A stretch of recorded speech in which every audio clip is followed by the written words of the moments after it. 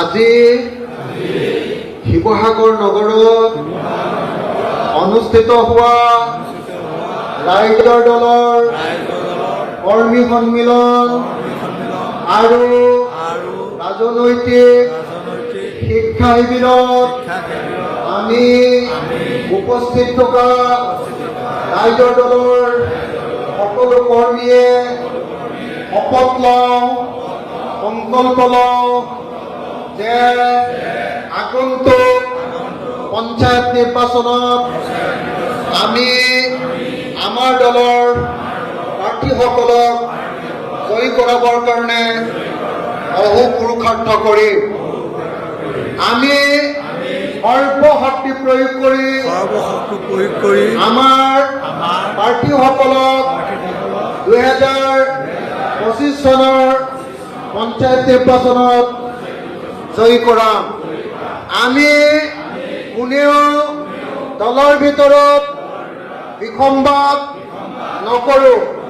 আমি কোনেও দলৰ সৰ্বসন্মত প্ৰাৰ্থীৰ বিৰুদ্ধে নাযাওঁ। আমি সকলোৱে মিলি প্ৰাৰ্থী নিৰ্বাচন কৰিম আৰু সেই প্ৰাৰ্থীক জিকাবৰ কাৰণে আন্তৰিকতাৰে সৈতে কাম কৰিম। আমি 2026 চনৰ অসম বিধানসভাৰ নিৰ্বাচনত সাম্প্ৰদায়িক বিজেপি আৰু AIUDF পৰাজিত কৰিবৰ কাৰণে কাম কৰিম।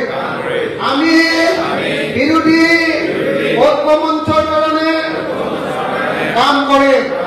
আমি ৰাইজৰ দলৰ প্ৰাৰ্থীসকলক বিধায়ক ৰূপে জিকাবৰ কাৰণে সৰ্বোচ্চ বুজাই দিম।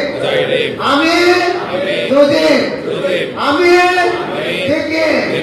আমি সকলোৱে ককাই ভাইৰ দৰে, ভাই ভনীৰ দৰে সকলোৱে কাম কৰে।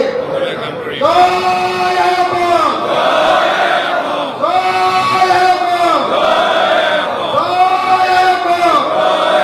ৰাইজৰ দল জিন্দাবাদ, ৰাইজৰ দল জিন্দাবাদ, ৰাইজৰ দল জিন্দাবাদ, ৰাইজৰ দল জিন্দাবাদ, আঞ্চলিকতাবাদ জিন্দাবাদ, আঞ্চলিকতাবাদ জিন্দাবাদ, আঞ্চলিকতাবাদ জিন্দাবাদ, জাতীয়তাবাদ জিন্দাবাদ, প্ৰগতিশীল জাতীয়তাবাদ জিন্দাবাদ, সকলোকে লৈ কৰা জাতীয়তাবাদ জিন্দাবাদ, ঐক্যবদ্ধ জাতীয়তাবাদ জিন্দাবাদ, ইনকলাব জিন্দাবাদ, হিন্দু মুছলমানৰ ঐক্যবদ্ধ সংগ্ৰাম জিন্দাবাদ, সকলো জাতিৰ ঐক্যবদ্ধ সংগ্ৰাম জিন্দাবাদ, সকলো জাতি এক হৈ হিন্দু মুছলমান এক হোক, যোগে হিন্দু মুছলমান এক হোক, হিন্দু মুছলমান এক হোক, হিন্দু মুছলমান এক হোক, সকলো জাতি জনজাতি এক হোক, অসমীয়া জাতি এক হোক। ৰাইজৰ দলক শক্তিশালী কৰক, ৰাইজৰ দলক শক্তিশালী কৰক।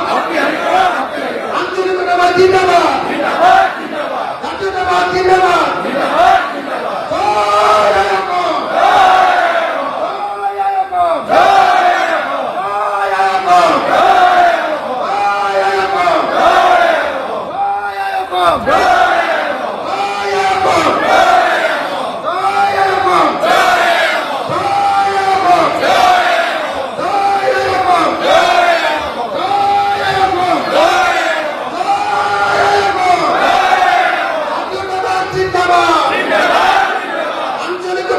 জিন্দাবাদ রাইজর দল জিন্দাবাদ রাইজর দল জিন্দাবাদ রাইজর দল জিন্দাবাদ ইনকলাব জিন্দাবাদ সকল রাইজে হিন্দু মুসলমান এক সকল জাতি এক অসমীয়া জাতি এক